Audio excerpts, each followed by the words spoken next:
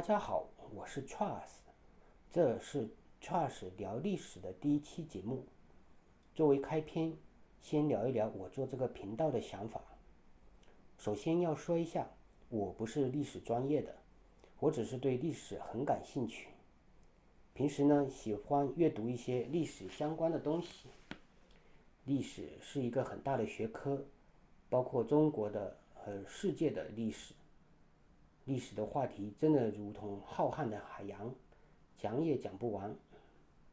但是我发现大家讨论历史话题的时候，常常引用的是一些虚构的历史事实，比如有的是出自文学作品，而不是史书；还有的虽然出自史书，但是史书本身就是错误的。是的，你没听错，史书也有不靠谱的时候。因为古代由于战乱和政治动荡，历史资料不可避免地产生丢失的情况。比如秦始皇焚书坑儒，烧毁了大量的历史资料。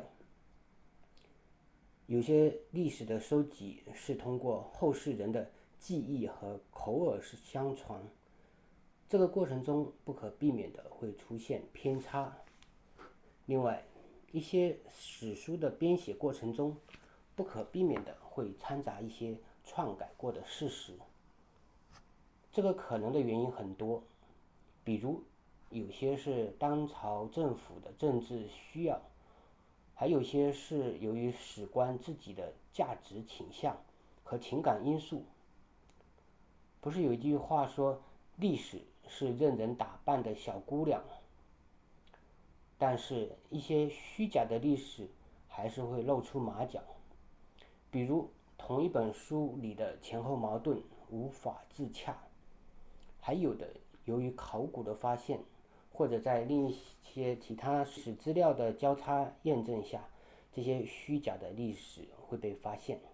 在这个频道里，我希望能在尽量接近事实的基础上来聊历史，因为我觉得基于事实基础上的讨论才有真正的价值和意义。基于神话、传说和虚假的历史来高谈阔论，甚至于不断引申、上纲上线，我觉得是挺滑稽的。这个就好比有的人根据言情电视剧的狗血剧情，引申出人生的大道理。这种建立在虚构技权上的人生大道理，您觉得靠谱吗？因为我自己不是历史专业的，只是出于对历史的爱好来收集这些历史资料，所以谬误疏漏是不可避免的。这里还先请大家多多包涵，我说的不一定对，大家还是要有自己的独立思考，要有自己的判断。好，接下来我们开始聊一聊中国的第一个朝代。那么首先，中国的第一个朝代是什么呢？如果我跟你说中国第一个朝代叫有熊朝，你信吗？你可能会说，怎么可能？不是夏朝吗？怎么会是有熊朝这么个奇怪的朝代？我跟你说，中国第一个朝代叫有熊朝，还真的是有根据的。根据是什么呢？那就是大名鼎鼎的《史记》。《史记》第一卷《武帝本纪》里说了，中国第一个帝王是黄帝。黄帝姓公孙，名叫先元。先元出生的年代，神农氏的后代日渐衰落，诸侯混战，暴虐百姓。轩辕就习武练兵，征讨不守规矩的诸侯。当时蚩尤最为残暴，没人敢去讨伐他。轩辕修行得业，安抚民众，整顿军事，经过数次交战，征服了炎帝。蚩尤发动叛乱，轩辕率领诸侯与蚩尤在逐鹿郊野与蚩尤作战，最终战胜并杀死了蚩尤，最终天下归顺，轩辕称帝，帝号皇帝，寓意他有像土地一样的仁德。然后国号叫做什么呢？国号就叫做有熊。所以按《史记》的记载，中国的第一个朝代就叫有熊朝。你可能会说，怎么跟课本上说的不一样？课本上说的中国第一个朝代不是夏朝吗？这个问题很好，这其实引申出一个更重要的问题，就是什么才是真正可靠的史书呢？首先，不同的朝代有不同的史书，像《史记》记载的武帝到西汉汉武帝的历史，而没有汉武帝以后的历史。为什么呢？因为那时候《史记》的作者太史公司马迁已经去世了，所以想要查整个西汉的历史，必须找汉书。到了东汉，那就是《后汉书》；三国时期，那就是《三国志》。注意，《三国演义》不是史书，只是小说，后面还有好多比如说《晋书》《旧唐书》《新唐书》《宋史》《元史》《明史》等等等等。这些史书在清朝由乾隆钦定了一个名字，叫24史。这24史是被认为是正史，是正统的可靠的历史。但是这些所谓的正史里面写的就一定是真正的历史吗？我们就先拿24史的第一部《史记》来看看。《史记》是由西汉汉武帝时期的司马迁编写的，历史上对《史记》的评价都很高。这个源自于司马迁编写《史记》时严谨的态度。司马迁搜寻各种历史资料，反复对比，尽量只取可信的、可相互印证的史实。他还会走访历史人物和事件的所在地，与当地老者交谈，对人物和史实进行实地取证。比如说司马迁写淮阴侯列传的时候，亲自到淮阴，在当地听取韩信的事迹，比如朴母胯下之辱等。再比如写黄历滕冠列传时，司马迁也到黄哙的出生地去实地考察，还和黄哙的一个名叫他管的后人交往，从他管那里了解黄哙的生平事迹。但是即便司马迁这么的严谨，史记中仍出现了一些纰漏。你可能马上会问，你怎么知道史记有纰漏呢？还有比司马迁更厉害的吗？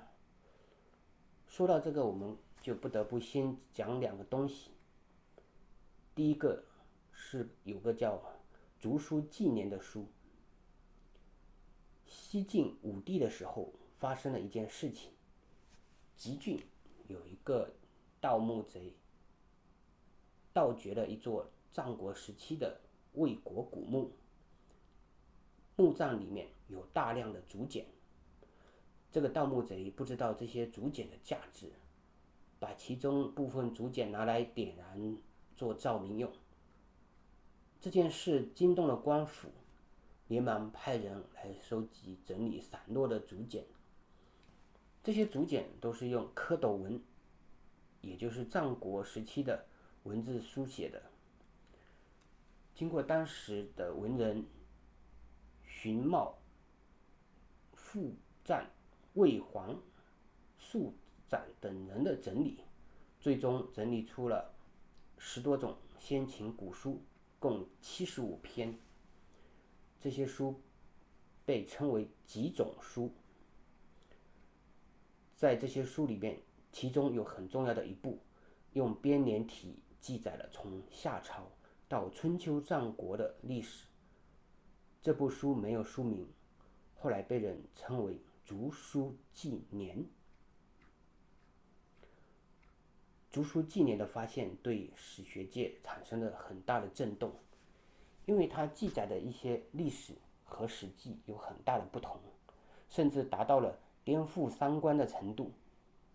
比如说，《史记》中记载尧到舜，舜到禹是禅让的方式进行政权的交替，这样的历史很符合儒家的价值观。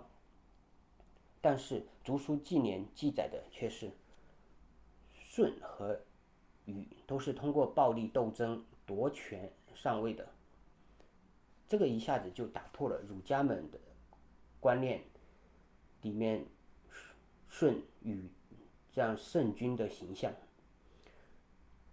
还有就是古代禅让贤者的那种和谐的政权交替方式，全都被打破了。那么你可能马上会有个疑问：竹书纪年记载的就是真实的历史吗？凭什么说它的内容比史记里的更靠谱呢？这确实是个问题。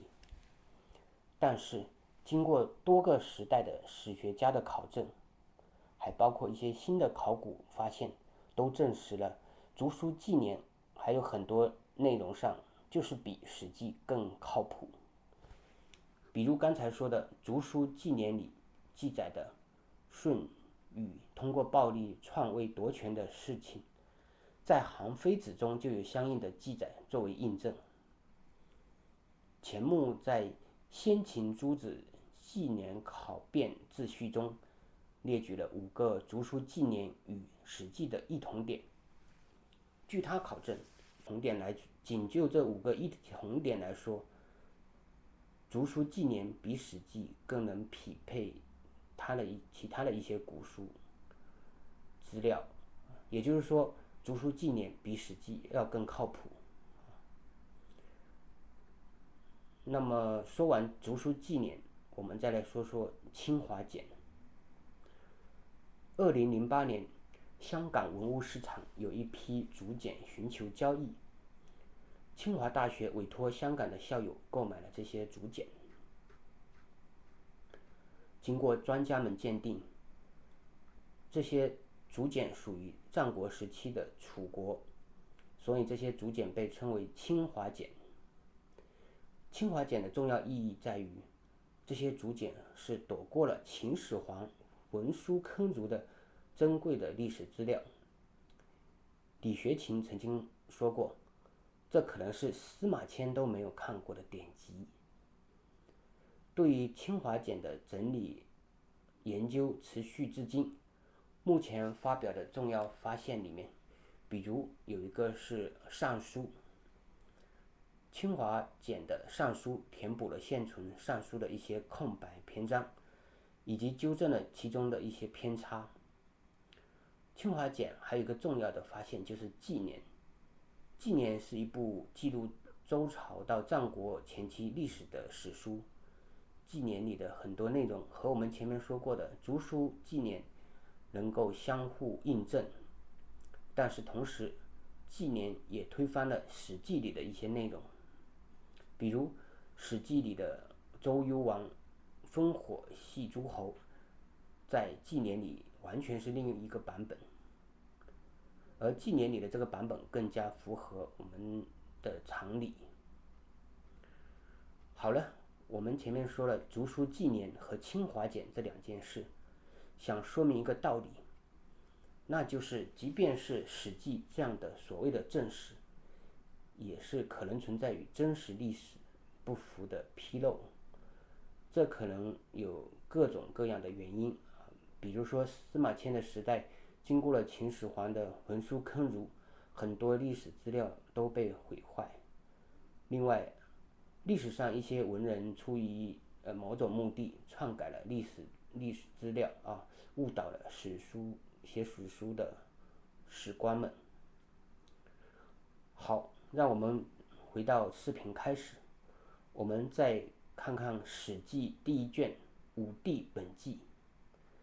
在这一卷的最后一段，太史公司马迁自己承认武帝的时代已经过于久远了。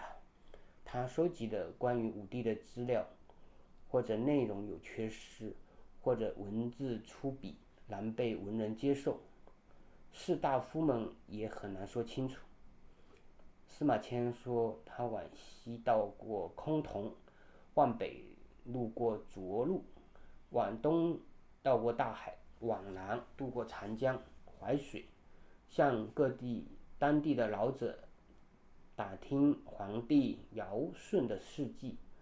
在细节上，不同的人说法有出入，但是一些大意上是可以符合古书上的记载。那么这个什么意思呢？意思就是司马迁对于武帝这段历史的可靠性其实也是没有把握的，因为年代实在太久远了，然后历史资料稀缺，民间的口耳相传偏差也较大。所以说到这，不知道你明白没有，为什么课本中中国的第一个朝代不是有熊朝？说白了就是因为五代的这段历史太不靠谱了。那么说说我个人的看法，我的建议是，大家最起码还是要了解一下这五帝到底是哪5个。但是五帝的具体事迹和细节，我个人觉得，除非有新的考古能验证，否则这些事迹和细节意义就不是很大了。竹书纪年里面有关武帝的记载非常简短，根本没有像史记有这么多的细节。好，我们还是要看一下这五帝到底是哪5个。桓帝是少典的儿子，炎帝的兄弟，姓公孙，名字叫轩辕，讨伐炎帝和蚩尤，诸侯归顺，帝号皇帝，国号有熊。瑞所是皇帝的孙子，皇帝死后传给瑞所，国号高阳。帝号高辛，是皇帝的曾孙。瑞所死后，高辛即位，也就是帝号，国号高辛。尧名字叫范勋，是帝号的儿子。帝号死后，先由长子秦继承帝位，帝秦才能平庸，即位几年后，让位给他的弟弟范勋，帝号尧，国号陶唐。虞舜名叫仲华，是瑞所的后代。尧死后，先由尧的儿子丹朱继位，但是由于丹朱难服天下，最终还是让位给仲华，帝号虞舜，国号有虞。我还是那个观点，就是这五帝到底是哪五帝，这个可以了解一下，但是五帝的具体事迹和细节去深究，没有太大的意义。这个主要还是由于年代实在太久远，目前营业的考古是无法支持五帝的这些历史。我们还是可以期待，也许未来有新的考古可以带给我们惊喜。好了，这期先聊到这里，下一期我们打算开始聊一聊课本上说的中国的第一个朝代夏朝。